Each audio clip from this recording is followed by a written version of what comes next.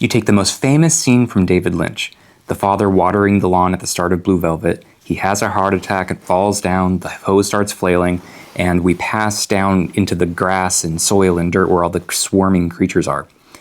We go there, but instead of a regular, neatly manicured American lawn, we go to Japan, where the lawn is at the side of a river full of all sorts of swarming creatures, and we ourselves, instead of with a camera, go down into the ground with a hole. And so we get to that swarmy aliveness in a much more intense way. That's what The Hole by Hiroko Yamada is. The question is this an ersatz telling, or is there something interesting going on here? And it's interesting.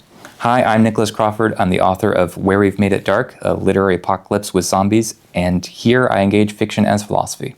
When I lived in Japan, I was also in the countryside along a river with the same grassy, wild riverbank. I would hear strange cries sometimes coming up from the river that were in between human and animal. I'd walk along it back and forth to the school I taught at, and I would see the gross things that would get washed up and caught in the grassy bank. I have a distinct memory of watching a pumpkin slowly rot over the course of a month or so from its far off location. And there were a couple times I myself went down to the river to explore the grossness that was there too. And that's what this book is doing. We're getting into that tangly, grassy, weird stuff and the things that live in it. The protagonist moves from the city to the countryside with her husband because her husband gets transferred. They go back to his family home. She gives up her job and she has nothing to do all day. And she loses her consistency of self. So what do you do when there's nothing you're supposed to be doing? And she doesn't even want to do things that cost any kind of money. So she's just existing. The point of this Lynchian move is to get to the fabric of who we are and what happens when we dissolve.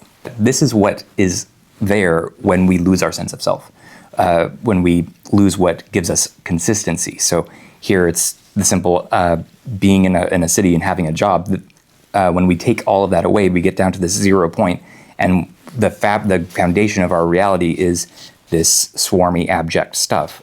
And so we swim around in it until we get some way to claw our way back out of it. So in both cases, we have this father/grandfather phallic figure that is upholding the world by just going out and watering the grass and having that mode of enjoyment, a blissful enjoyment in doing so. And when they fall, the way things should be is what collapses.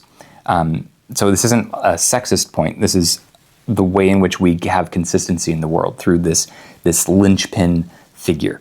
In Blue Velvet, the hole we fall into is finding the ear on the ground. That it's a literal hole in the grass. Here in the hole, we stumble into a hole a couple of times, basically.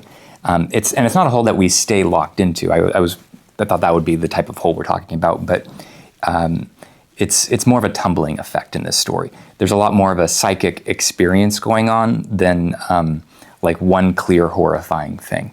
Each relation we get to here is incredibly alienated and stilted. There's an opaque glass between us and communicating with the other family members. Now, we do climb out of our hole in this story. The grandfather figure does eventually, pass away, and we once we get on the other side of that, we get enough consistency of self to start working at a cashier job in the area. So we finally become a person again. So it's only by passing through all of this alienation that we get on the other side of it and get enough sense of self to start working a cashier job, and we put on that uniform. We become a person again, a subject. So that's all there is to it. There's not a lot of depth to be had in parsing apart every little aspect of each exchange. The ending is kind of like the open-ended side of a ghost story, so that swarminess is both gone and still there. So in a way, so what we are so formally we are pushing it away, but it's still there waiting for us right outside the boundaries of who we are. So this was a very exciting read. It deals with the greatness of David Lynch, the fabric of who we are, and in a very simple